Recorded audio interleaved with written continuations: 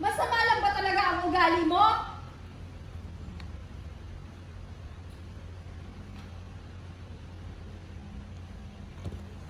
Hindi totoo yan!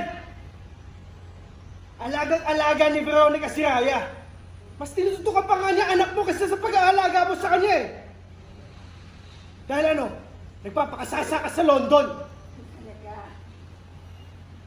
Ngayon sinusumbat mo sa akin ang pagiging OFW ko? Umalis ako para bigyan kayo ng magandang buhay. Para buhayin tong negosyo natin. Bakit? Dahil inutil ka! Wala ka nang ambag. Pabigat ka pa. Gusto mo ng pera? Ayan. Panoorin mo yan.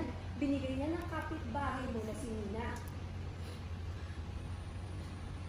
Yung chismoso mo.